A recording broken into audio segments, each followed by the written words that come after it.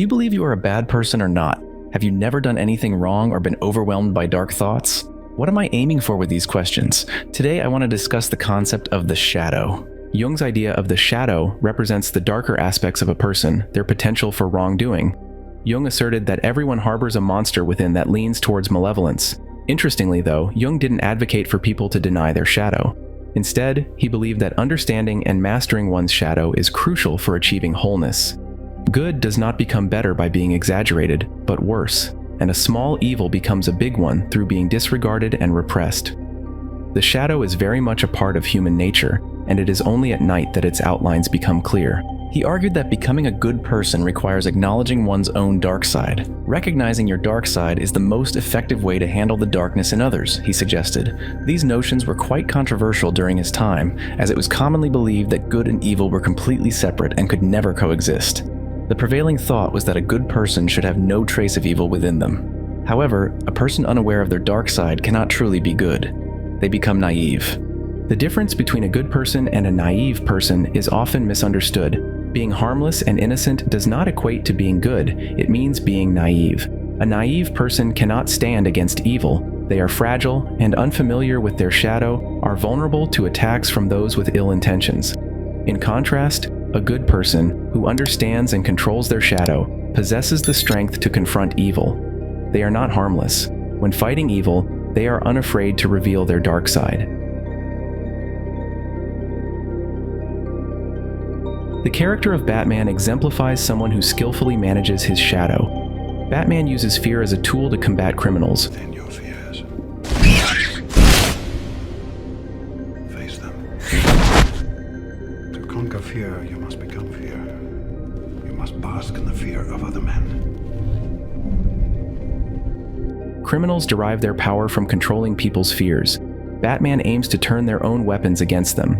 Yet Batman's purpose in showing his dark side is not to torture or satisfy his ego. He harnesses his shadow for a greater purpose. This is the critical distinction between good and evil. A bad person exploits their shadow for personal gain, finding pleasure in causing fear and pain. Conversely, a good person utilizes their shadow to battle evil. It's crucial to reiterate that being naive is not the same as being good. A naive person cannot be a hero. To be a hero, one must control their shadow instead of denying it and claiming complete goodness.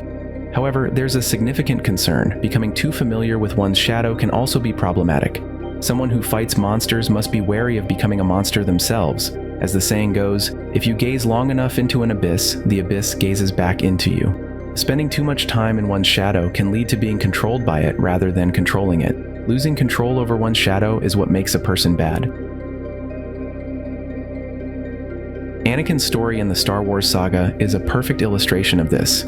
Despite being an exceptionally talented and chosen individual serving the light side, Anakin fails to control his dark emotions like anger and fear, which ultimately take over him. The brightest warrior of the light side falls to the dark side. There are those who are overtaken by their shadows and those who are unaware that their shadow has consumed them, which is even more dangerous. Some serial killers and terrorists have ignored their shadows to the extent that they don't even realize they are on the dark side. They believe the atrocities they commit are righteous acts, thinking they are justified in their killings. Hitler, in his pursuit of creating a superior German race, believed he was doing humanity a service by exterminating the weak. He was so unaware of his shadow's dominance that he considered himself a hero, even while acting monstrously. In summary, the shadow concept is like a dragon we nurture within ourselves. It is powerful and protective, but once it breaks free from its leash, the first person it will harm is its owner. We all carry a shadow, and none of us are flawless. Denying our inner shadow does not make us good. On the contrary, it provokes our shadow further. We must control our shadow before it controls us. The way and purpose for which we use our shadow define the difference between a good and a bad person. To be bad, the shadow alone suffices, but a good person must also have compassion. I hope you enjoyed the video. Please don't forget to subscribe and turn on notifications so you can be notified instantly when new videos are uploaded. Additionally, you can contribute to the development of our channel by sharing your comments and feedback with us. If you liked our videos, you can help us reach more people by sharing them on your social media accounts. Thank you very much in advance for your support.